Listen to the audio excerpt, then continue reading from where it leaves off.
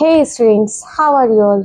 तो आज मैं लेकर आ गई हूँ आयनिक कंपाउंड। जैसा कि मैंने आपको बताया था कि we have completed metals, properties of metals, chemical properties of metal. इसी तरह से नॉन मेटल्स भी देख लिया, फिजिकल प्रॉपर्टीज देख ली, केमिकल प्रॉपर्टीज देख ली। अब देख लेते हैं व्हाट आर आयनिक कंपाउंड्स।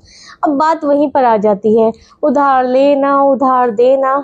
ठीक है, तो let's see ionic compound. The chemical bond form by transfer of electrons.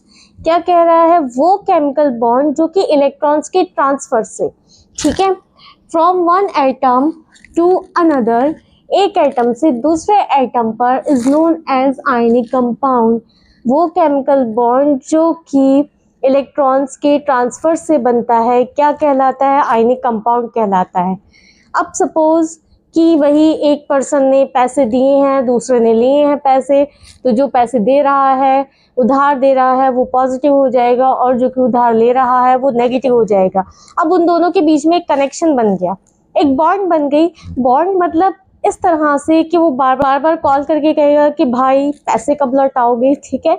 तो उसी तरह का एक बॉन्ड बन गया। अब एक कनेक्शन है कि डेली उनके बीच में, दोनों ही पर्सन्स के बीच में एक इंट्रैक्शन होता रहेगा कि हाँ भाई मैं पैसे कल दे दूंगा, परसों दे दूंगा, इस तरह से, ठीक है।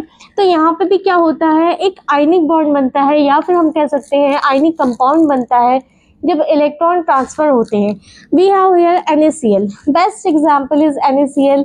कहीं पर भी आयनिक कंपाउंड्स का एग्जांपल देना हो, आपने कुछ नहीं सोचना है, डायरेक्ट सोडियम क्लोराइड का एग्जाम्पल उठा के रख दो, ठीक है।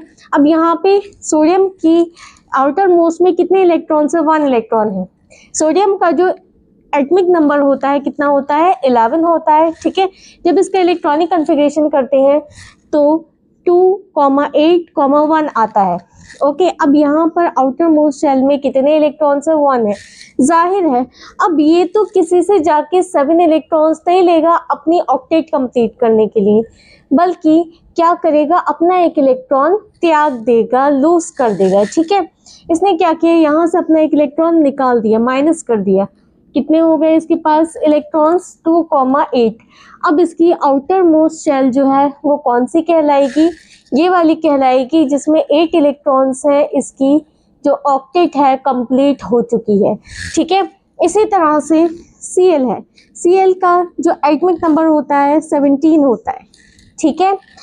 अब इसका इलेक्ट्रॉनिक कॉन्फ़िगरेशन 2,8,7 हो गया। इसके आउटर मोस्ट में कितने इलेक्ट्रॉन्स हैं? 7 इलेक्ट्रॉन्स हैं। अब ये अपने 7 इलेक्ट्रॉन्स तो किसी को जाकर नहीं देगा। जाहिर है, मैंने आपको पहले भी बताया है कि जिसके पास इलेक्ट्रॉन्स कम होते हैं वो इलेक्ट्रॉन लूज करता है, जिसके पास इलेक्ट्रॉन ज़्यादा होते हैं वो इलेक्ट्रॉन गेन करता है।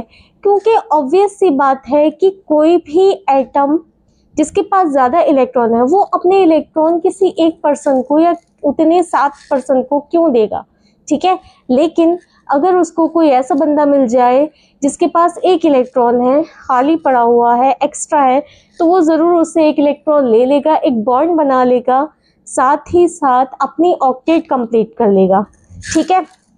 अब यहाँ पे इसने क्या किया, एक इलेक्ट्रॉन गेन कर लिया, ठीक है। एक इलेक्ट्रॉन गेन करने के बाद 2,8,8, अब इसकी ऑक्टेट भी क्या हो जाती है?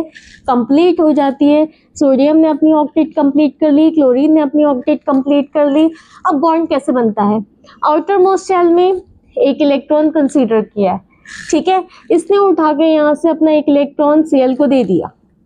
जब ये यहाँ से अपना एक इलेक्ट्रॉन Cl को दे देगा तो यहाँ पर बन जाएगा Na पॉजिटिव, ओके। साथ ही साथ Cl कैसा बनेगा? Cl नेगेटिव बन जाता है। इसने एक इलेक्ट्रॉन लिया है तो उतना ही नेगेटिव चार्ज इसके ऊपर आ जाएगा, और क्योंकि सोडियम ने एक इलेक्ट्रॉन दिया है उतना ही पॉजिटिव चार्ज सोडियम के ऊपर आ जाता है, ओके। अब इन दोनों के बीच में बॉन्ड बन चुका है। क्या बन जाएगा? NaCl, जो कि आयनिक कंपाउंड, या फिर कह सकते हैं कि इसमें आयनिक बॉन्ड बनाया है, ठीक है। आया समझ में? So these are ionic compounds कौन से होते हैं? जो कि इलेक्ट्रॉन ट्रांसफ़र के थ्रू बनते हैं, इलेक्ट्रॉन लूज करने से और गेन करने से बनते हैं, ठीक है। आया समझ में? कोई भी एक एलिमेंट इलेक्ट्रॉन्स को लूज करेगा कोई भी एक एलिमेंट इलेक्ट्रॉन्स को गेन करेगा। होप ये चीज़ आपको क्लियर हो। अब बात करते हैं अगर प्रॉपर्टीज की। ओके, बात करते हैं प्रॉपर्टीज की। आयनिक कंपाउंड्स कैसे होते हैं? क्रिस्टल सॉलिड्स होते हैं। ठीक है, कैसे होते हैं? क्रिस्टल सॉलिड्स होते हैं क्योंकि इनके जो अपोजिटली चार्ज्ड आयंस होते हैं, ठीक है, अपोजिट चार्ज आयंस जो होते हैं वो एक दूसरे को स्ट्रांगली अट्रैक्ट करे होते हैं, इसलिए कैसे सॉलिड्स बनाते हैं? क्रिस्टल सॉलिड्स बनाते हैं। सेकेंड प्रॉपर्टी अगर हम देखें, दे have high melting point and boiling point. High melting और हाई बॉइलिंग पॉइंट्स क्यों होते हैं? इसलिए होते हैं क्योंकि जो भी आयंस के बीच में फोर्स ऑफ अट्रैक्शन होता है, ओके, जो फोर्स ऑफ अट्रैक्शन होता है बहुत ज़्यादा स्ट्रॉन्ग होता है, क्योंकि इलेक्ट्रॉन्स के लूज करने से और गेन करने से क्या होता है? बनता है। So that's why they have high melting points and high boiling points. Number 3 अगर हम देखते हैं, they are soluble in water and insoluble in organic solvent। ठीक है, क्या करते हैं? वाटर में सॉल्युबल होते हैं और ये सॉल्युबल होते हैं वाटर में, और ऑर्गेनिक सॉल्वेंट्स में इनसॉल्युबल होते हैं। जैसे कि हम यहाँ पर CH2 देख लें, अल्कोहल कंसीडर करते हैं। ठीक है, तो ये सारे कैसे हो गए? ऑर्गेनिक सॉल्वेंट्स हो गए। ठीक है, नेक्स्ट देखते हैं, they conduct electricity. Electricity conduct करते हैं। अब इलेक्ट्रिसिटी कंडक्ट कब करते हैं? जब इनको वाटर के अंदर डिसॉल्व करते हैं तो ये इलेक्ट्रिसिटी कंडक्ट करते हैं। वाटर के अंदर डिसॉल्व करने से क्या होता है?